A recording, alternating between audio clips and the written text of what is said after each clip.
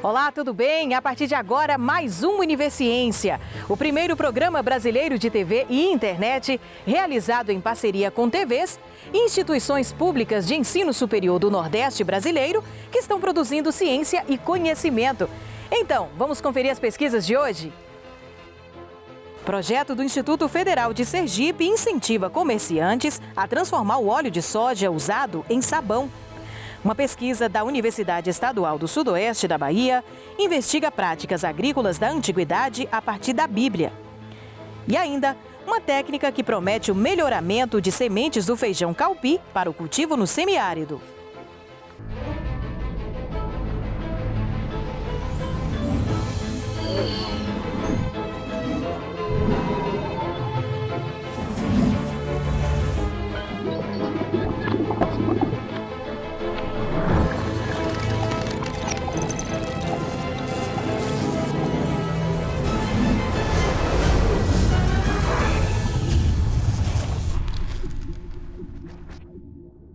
Olha que solução bacana para a economia e o meio ambiente. Um projeto do Instituto Federal de Sergipe quer ajudar proprietários de estabelecimentos comerciais da Orla de Atalaia, em Aracaju, a transformar o óleo de soja usado nas frituras do dia a dia em sabão. Além de ajudar nas contas do fim do mês, contribui para preservar o meio ambiente. Sabia que o óleo usado na fritura de alimentos pode ser transformado em sabão? Como você descarta o óleo de cozinha que você usa em casa? Eu uso mais azeite, mas quando eu termino, eu absorvo eles com papel toalha e ponho no lixo. Eu nunca despejo na torneira, né? Na pia, né? Que é para não entupir, né? Geralmente lá em casa, acho que a maioria em geral, a gente descarta o óleo, a gente não sabe se é de forma correta, mas é mesmo jogando ou na pia, da cozinha, ou se não um ralo no quintal, geralmente no esgoto, dessa forma que a gente acaba descartando. A proprietária do Drica Tavares Buffet descobriu que reutilizar o óleo do preparo dos alimentos é uma forma tanto de contribuir para a preservação do meio ambiente, quanto para economizar com materiais de limpeza. O óleo que a gente utiliza para fritar os salgados, geralmente eu deixava no PET, ia para o lixo, ou dava a alguém, que geralmente alguém me pedia. Foi quando eu fiz essa capacitação e uma aluna que trabalha comigo, através disso, começou a fazer o óleo. Só que ela mora no interior. E a sogra dela, como fazia também, aí eu comecei a dar o óleo. E no início eu dava o óleo, dava também a soda, cáustica e escamas, e mandava para ela com a essência. E aí geralmente ela mandava sabão para mim. Aí nós começamos a dividir o sabão, que aqui é utilizado na lavagem de panelas, de chão, de paredes. É um sabão bom, ele tem que passar 20 dias para ser utilizado. Ele não pode ser utilizado no corpo, na verdade, né, para banho, mas pode ser utilizado em roupas. A capacitação que Adriana Tavares e alunos do IFES receberam aconteceu aqui, na sala de aula de Alimentos e Bebidas do curso de Tecnologia em Gestão de Turismo do campus Aracaju do Instituto Federal de Sergipe e fez parte do projeto de extensão Produção de Sabão utilizando resíduo de óleo dos restaurantes da Orla de Atalaia. O projeto surgiu da preocupação do professor da disciplina, Luiz Carlos Gonçalves, em destinar corretamente o óleo saturado usado em sala de aula. A primeira coisa, na verdade, é armazenar o óleo, né? Depois de armazenar o óleo, a gente faz uma limpeza do óleo. Se o óleo estiver muito sujo, a gente faz a limpeza do óleo através de água sanitária, né? E a gente faz um processo de decantação do óleo. Depois faz uma mistura com soda, tem que ser uma soda 99%, né? E faz a mistura com peso, medida, óleo, soda cáustica e água. E uma essência. Reutilizar o óleo de cozinha para produzir sabão é uma forma de evitar impactos ambientais causados pelo descarte incorreto do produto. Quando a gente tem uma grande quantidade de óleo sendo lançada na rede, a gente tem questão de obstrução dessa rede. Ele causa uma crosta e isso vai entupindo os esgotos. Às vezes a gente enxerga na rua, por exemplo, uma rede estourada, esgoto vazando. Geralmente é uma incrustação, uma obstrução ali na rede. Então, para a companhia de saneamento, é um problema operacional. Além disso, tem um problema de meio ambiente quando a gente lança no óleo. O óleo tem a capacidade de poluir, tem estudos que falam 20 mil litros de água, 30 mil litros de água, 1 litro de óleo tem essa capacidade de poluição. Então, tem a questão operacional para a companhia de saneamento, que é a questão da obstrução da rede, e tem a questão do meio ambiente, que é a poluição do óleo quando é lançado nos corpos d'água. Como Como vimos, pequenas práticas sustentáveis, como reaproveitar o óleo de cozinha para produzir sabão, geram benefícios econômicos, sociais e culturais para empresas e comunidades, além, é claro, de preservar o meio ambiente.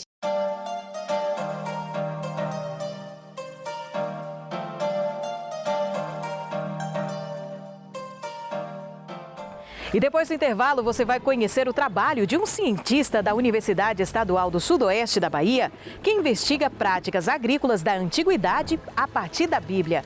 A gente volta já já.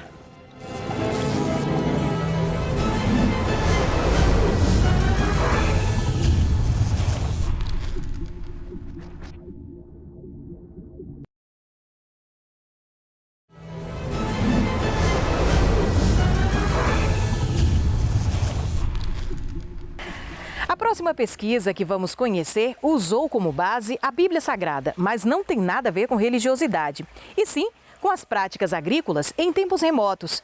Na Universidade Estadual do Sudoeste da Bahia, o professor responsável pelo estudo observou nos textos do Velho Testamento fatores da administração e produção agrícola que podem influenciar diversas culturas até os dias atuais.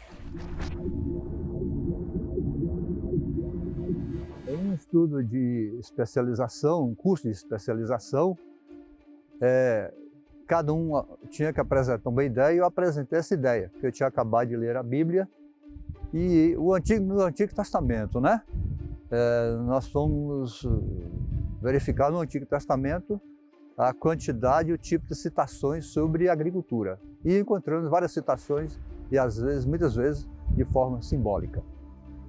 Mas verificamos também que a lei de Moisés determinava alguns procedimentos, comportamento humano, atitudes para administrar alguns aspectos da agricultura entre os israelitas na antiguidade, antes de Cristo. As festas agrícolas são 4 festas agrícolas determinadas pela lei de Moisés para os agricultores israelitas, essas festas eram ocorridas durante os períodos de safras, né? Esses agricultores deveriam celebrar, primeiro porque era um bom motivo comemorar, né? a boa safra. O segundo motivo era lembrar que se eles tinham safra, se eles tinham produção, porque o Deus tinha abençoado o clima, né? E era para lembrar, né? Para confraternizar também, mas lembrar que só existia um Deus. Eram técnicas agrícolas simples. E até hoje existem as técnicas agrícolas simples. A maioria dos agricultores do planeta são pequenos agricultores, que ainda utilizam a simplicidade, né? Utilizam procedimentos comuns e bem simples, de acordo com seus recursos. Por exemplo, a posse da terra, sustentada pela lei de Moisés, dizia que o território de Israel, após a saída do povo lá do Egito, deveria ser distribuído de forma sorteada. As tribos maiores receberiam o maior lote de terra, as tribos menores receberiam o menor lote de terra. Assim evitava o latifúndio. Foi uma reforma agrária teocrática. Além dessa reforma agrária que eu citei, tinha algumas práticas agrícolas que teriam que ser diferentes dos povos vizinhos, que eram politeístas. Então a religião monoteísta, defendida por Moisés, ela tinha que ser praticada entre os israelitas. E a questão da ética, da justiça social e assalariar o trabalhador, em favorecer boas atitudes entre os agricultores e também entre os governantes e entre os trabalhadores, né? Para evitar injustiça social e a má distribuição de renda, né? Mas o marcante aí da lei de Moisés é a influência das leis monoteístas sobre a administração da agricultura. Isso é inédita, a abordagem dela, ela desconhece a existência de uma similar, e o importante é que isso dê uma contribuição para o conhecimento científico. Poucos livros citam assim, esporadicamente um pedacinho sobre o assunto, né? E a maioria desses livros traduzidos, publicados em inglês, tive sorte de encontrar alguns livros, vários livros já com tradução do inglês para o português, e eu tive que garimpar e juntar, fazer uma coxa de retalho, juntar com o relato bíblico, né, do Antigo Testamento, hein? Essa pesquisa, o Universo Pesquisa, foi o Antigo Testamento. E juntar com as citações do Antigo Testamento sobre a agricultura, e aí nós costuramos esse trabalho, né? 130 milhões de toneladas de plásticos descartáveis foram jogados fora em todo o mundo, de acordo com a pesquisa do Índice de Fabricantes de Resíduos de Plásticos, publicada por uma fundação australiana em 2019. Preocupados com os impactos na natureza, pesquisadores da Universidade Federal de Sergipe trabalham com a produção de um plástico inteiramente biodegradável, produzido a partir de resíduos de cana-de-açúcar e sementes de mangaba. O laboratório, ele trabalha com resíduos agroindustriais, né, ou resíduos agrícolas. Né? Então, a gente reaproveita o que é colocado ou para ração animal ou simplesmente jogado no lixo. Esse trabalho do Carlos Fernando, ele teve início de um projeto de Meninas na Ciência, onde eu coordenava 5 escolas públicas do estado de Sergipe. Então, a escola de Santa Rosa iniciou os trabalhos com os meninos do ensino médio, aproveitando o resíduo de cana-de-açúcar. Para isso, a gente trouxe o trabalho para a universidade, né? A professora do ensino médio é orientadora desse trabalho, para fazer com que a gente desse um caráter mais científico devido à estrutura da universidade para o trabalho que tinha sido desenvolvido lá.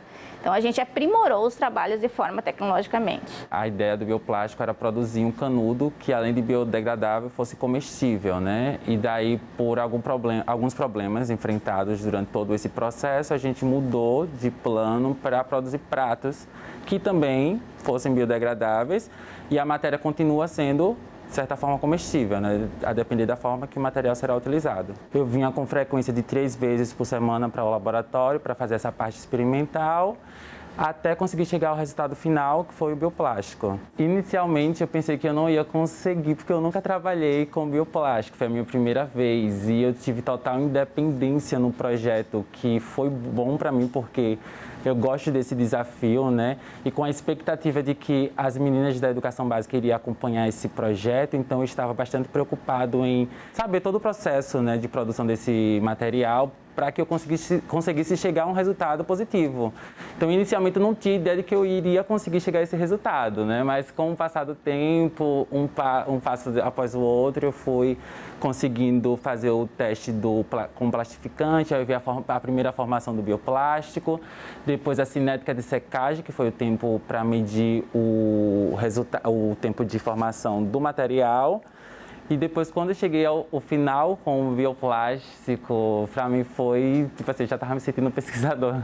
Com o tratamento do resíduo de forma correta e a reutilização para transformação em um produto, a gente consegue incorporar um resíduo e aumentar a quantidade de lixo em um produto final que vai ter valor. Eu estou concluindo alguns testes para finalizar a patente, né, e fazer o pedido de patente do material. Pretendo apresentar, né, todo o processo de produção do bioplástico para as meninas, que são as meninas da educação básica, produção de artigo e algumas apresentações em congressos. E daqui a pouco a gente volta com uma pesquisa que busca tornar o feijão calpi mais resistente às condições climáticas do semiárido. É depois do intervalo.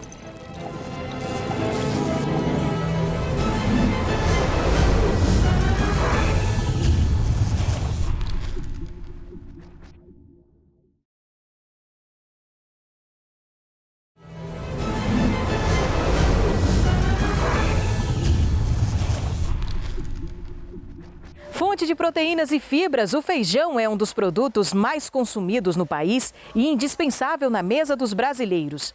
Nos últimos anos, as variações climáticas fizeram a produção do grão despencar em comparação às safras passadas e o preço subir. Na Universidade Estadual da Paraíba, pesquisadores estão desenvolvendo um feijão que resiste à escassez de água e às altas temperaturas. A ideia é garantir uma semente adaptada ao cultivo nas regiões semiáridas. A pesquisa vem sendo feita desde 2012 no Laboratório de Ecofisiologia de Plantas Cultivadas, o Ecolab, no Campus 1 da UEPB, em Campina Grande. O estudo é em parceria com unidades da Embrapa para o melhoramento de um tipo de feijão que se torna resistente à escassez hídrica e a altas temperaturas. Primeiro a gente selecionou de início em torno de 11 materiais. Esses materiais são genótipos cultivares, vindo da Embrapa Meio Norte e da Embrapa Semiárido. E pegamos também alguns materiais em nível de produtores locais. E fizemos inicialmente teste de campo, selecionando os melhores materiais em termos de resposta, dentro da variabilidade genética, em termos de rendimento de grãos, qualidade de grãos e tolerância à restrição hídrica. A partir daí a gente começou a trabalhar então selecionando esses materiais em nível de experimentação, colocando sistema de cultivo com a capacidade adequada ou normal, sem restrição hídrica, e restringindo essa restrição a em torno de 50%. A partir daí a gente começou então a selecionar os materiais mais tolerantes. A gente já está em torno da terceira geração em termos de seleção de material, onde a gente coleta esse material no campo, traz para o laboratório, vê a questão em termos de tolerância bioquímica sobre restrição hídrica e também tolerância à questão fisiológica. Vejamos que o feijão calpi, como outras culturas, elas são afetadas pela falta d'água, por exemplo. A restrição hídrica ela é muito importante no sentido de que faltou água para um vegetal, uma planta, ela não vai conseguir sobreviver e manter de uma forma mantendo todo o seu potencial genético, ou seja, viver tão bem. Então ele tem um grande impacto econômico nesse sentido. Para o agricultor ele passa por um momento de seca, de restrição hídrica, agora com a semente melhorada no sentido que aplicou o Seed Prime, ele vai ter uma resposta bem melhor. Além de Campina Grande, os estudos avaliam o melhoramento vegetal em outros 2 campos da universidade, que têm características climáticas diferentes. Como a gente tem um ponto de partida do trabalho desses genótipos na câmara de germinação ou câmara de crescimento, nesse ambiente a gente consegue simular um clima de semiárido, então de alta temperatura, alta umidade relativa. Ao selecionar esse material, levando esse material em nível de campo, a gente consegue ver a plasticidade que esses genótipos devem ter em termos de comportamento ambiental. Essa etapa que está sendo desenvolvida aqui no Ecolab, nossa equipe, estamos trabalhando com o Seed Prime, que em tradução literal é o Prime de sementes. Consiste de um melhoramento, por que não, de submeter essas sementes em um estágio inicial, submeter elas a um estímulo, no nosso caso, um estímulo, seja ele de oscilação térmica, alta temperatura, de restrição hídrica e de variação luminosa. Esse estímulo, colocado na semente em um momento que ela está passando por processos para germinar, certo? Quando a gente aplica esse estímulo, é considerado um estresse nessa semente, ela ativa toda uma rota de mecanismos que vai garantir uma defesa a ela.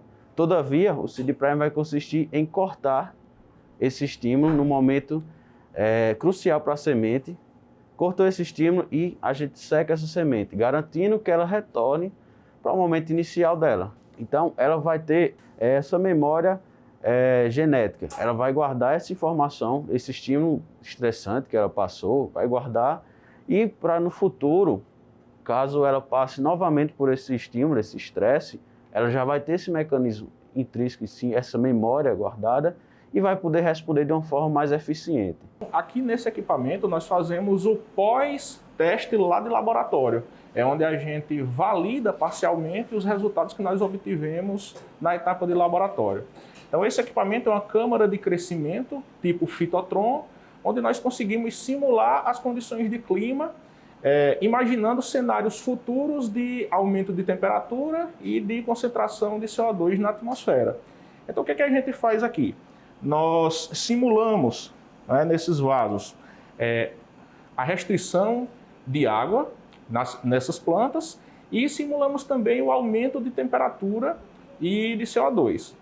E nessas condições, nós queremos testar se aqueles resultados que foram inicialmente realizados lá em laboratório, na etapa de seed prime, conseguem ser consistentes aqui nessa situação simulada.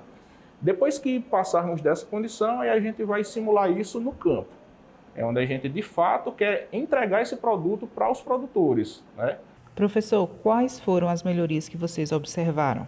Em termos de arquitetura da vegetação, a melhoria em termos de resposta a enzimas antioxidantes, que seria um ponto de partida que a gente faz aqui no laboratório, e a questão de ajuste fisiológico em termos de tolerância à resistência à deficiência hídrica em nível de campo. Seria o ponto principal dessa pesquisa. É um trabalho, imagine agora, de selecionar um genótipo ou uma cultivar com características de maior adaptação à aclimatação em nível de semiárido, disponibilizar sementes aos produtores. Eu acho que seria um impacto econômico, social. O próximo passo é validar esses resultados em nível de laboratório. Então, o ano passado, em 2020, a gente teve primeiro ensaio de campo, após os ensaios em nível controlado. Selecionamos esses materiais, estamos fazendo triagem, trabalhando novamente em ambiente controlado, tanto na câmara climática, para depois selecionar esses materiais. E agora, em 2021, no segundo semestre, a gente leva novamente ao campo para fazer a validação. Eu acredito que em 2022 seria a validação final para selecionar esses materiais mais tolerantes. E com esta boa notícia, nós encerramos o Univerciência de hoje. Na próxima edição, voltamos com mais novidades e descobertas dos nossos pesquisadores para você. Tchau, tchau e até lá!